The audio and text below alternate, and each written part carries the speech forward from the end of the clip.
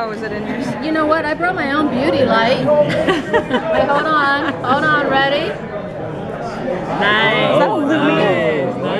That'd make a good Christmas present. Those are great would. for selfies. It would, actually. It's very good. Where can you just get those? Online. My husband got it for me. That's cool. I don't know if that means that I'm taking worse pictures or... Oh my God, we look so hot. No, literally, we look hot. I'm sorry. Yeah. Did you send that to me? So this has been a very emotional season for me. It's been, a roller coaster in many ways. So how has it been for you as an actor? Because each season has been very different for me. It's been very physical, but now it's very, very focused on the emotional side of things. So how has that been for you as an actor?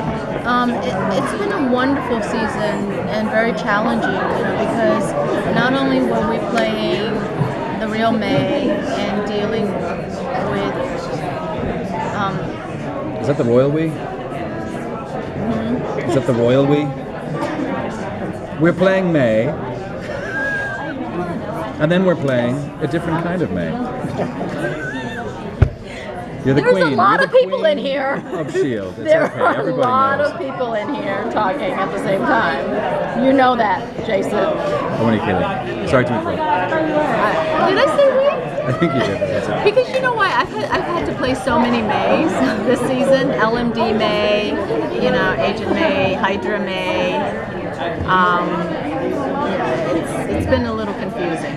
And I think for me, the challenge was to keep it all straight and justify everything that's been going on. And ironically, what's so weird was that the LMD May ended up being the most emotional of all the Mays, because when she found out that she was really LMD, it was almost like a rebirth and a child trying to figure out what was going on. And so her guards were down and she was really feeling a lot of things and analyzing a lot of things. And I think it's ironic that the robot May, ended up having the most trouble with what she was processing. I love that scene with you and Clark at the beginning of the last episode. Yeah. In my office, I think it was. In your office, Yeah. she was saying like she's seeing snow for the first time. Yeah.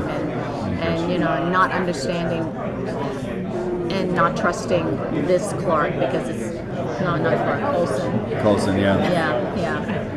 I don't trust Clark either. No, of course not. Why would you?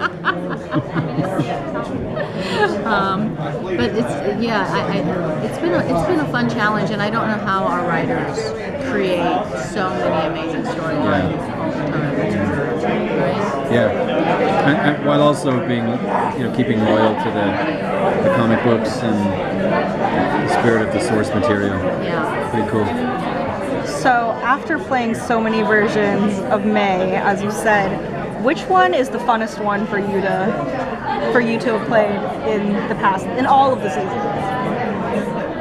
Who'd you enjoy the most? I like playing the young May the most from this With season. the little bangs? With the bangs. And that she was actually feisty and she smiled and she was, she was needling Coulson all the time. I want to have more young May. Some more smiles? I do, of course I noticed. Yeah. I love that you got a kick out of it, though. I That's very loved sweet. it. I loved playing the young May. Yeah. Young Ming. I mean, May. So Jason, are you hoping for a double soon on the show? To play a double? I played it my LMD already. Oh, you did? Oh, okay. Yeah, that big scene between Mace, the big fight scene between Mace and Daisy. I was an LMD, yeah.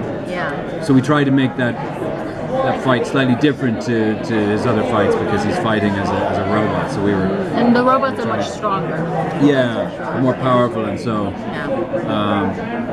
we're trying to make him look more like sort of Terminator 2 kind of stuff.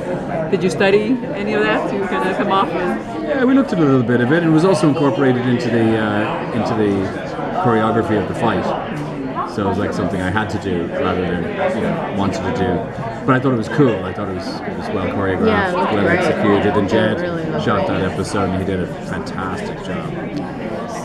So I actually really liked when they did the reveal for your character that he was injecting himself with like the serum to make himself into like a kind of a inhuman. Yeah. What did you think about the turn of that storyline to where he's kind of like when he has to be defended by Coulson and Mac instead of him, you know, being the guns that they bring in.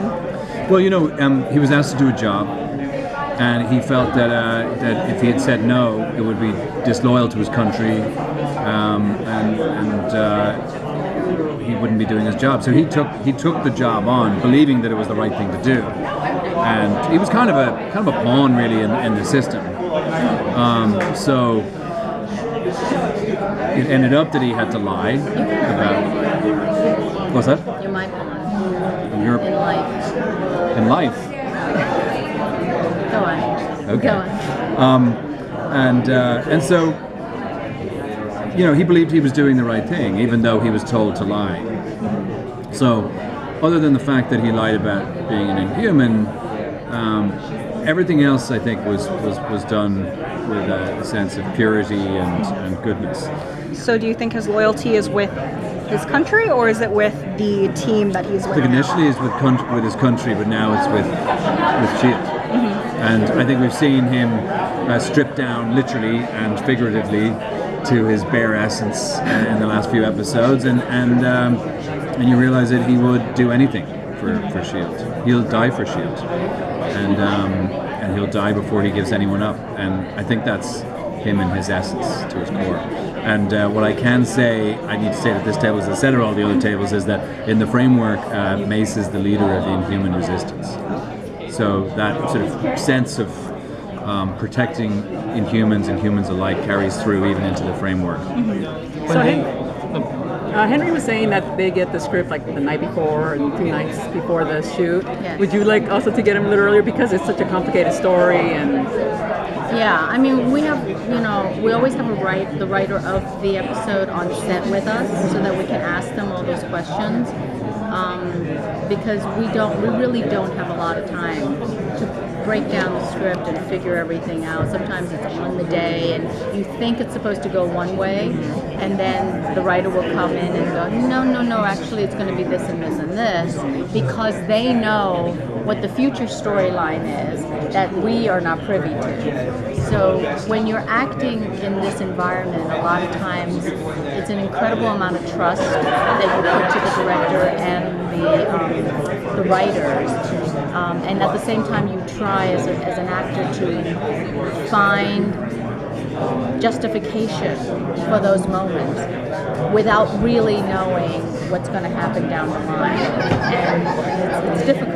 It's difficult to play sometimes, you know. But there's a lot of trust. And then I'm always amazed because when I watch the whole episode, when it's all edited together with all the special effects and everybody else's storyline, I'm like, oh, that's what that was about. Seriously, and I'm not alone in it. I mean, apparently a lot of our cast members all have that reaction. You're like, oh, that's why I said that lie. You know, it's weird. It's a really weird process. Yeah. Thank you guys so much. Thank you. Feel better.